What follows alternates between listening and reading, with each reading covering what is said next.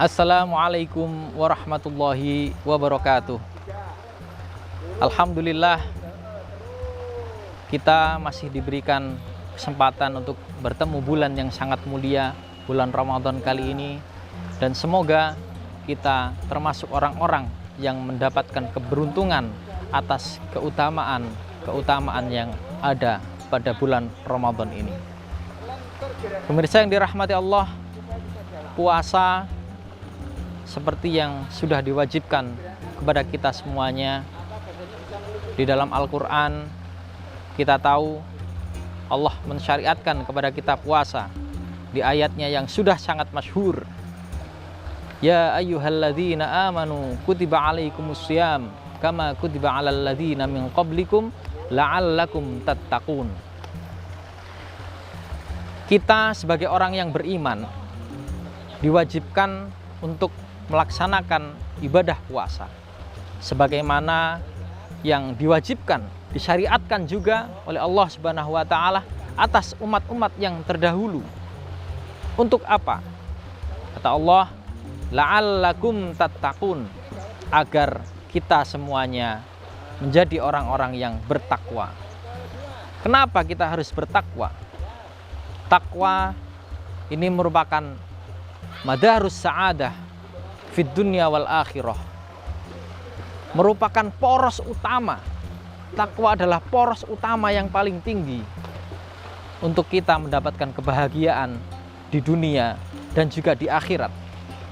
Karena takwa merupakan ruh daripada Islam itu sendiri, yaitu menjalankan apa yang diperintah oleh Allah Subhanahu wa taala dan menjauhi apa yang dilarang oleh Allah Subhanahu wa ta'ala.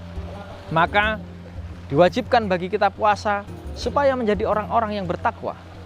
Kita tahu puasa adalah salah satu rukun Islam, yaitu rukun keempat dari rukun Islam kita yang wajib kita kerjakan. Maka ketika kita hanya semata-mata memandang puasa adalah ibadah yang hanya menahan lapar dan dahaga, atau hanya sebatas tidak melakukan sesuatu yang bisa membatalkan pahala puasa, maka ini akan menjadi beban bagi kita semuanya. Padahal Allah Subhanahu wa taala memberikan banyak keutamaan-keutamaan pada bulan Ramadan ini. Memberikan keutamaan-keutamaan bagi orang yang berpuasa. Maka kalau kita lihat lebih dalam lagi, sebenarnya puasa ini adalah tangga, jalan, dan kendaraan kita untuk menjadi orang-orang yang bertakwa. Ketika kita memandang bahwa puasa ini adalah kendaraan kita untuk mencapai sesuatu yang sangat mulia, untuk mencapai sesuatu kebahagiaan, bukan hanya di dunia, tetapi di akhirat, maka ini bukan menjadi beban bagi kita semuanya.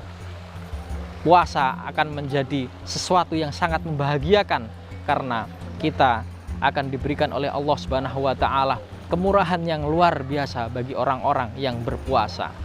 Lagi-lagi ganjaran orang yang berpuasa Allah langsung yang memberikannya.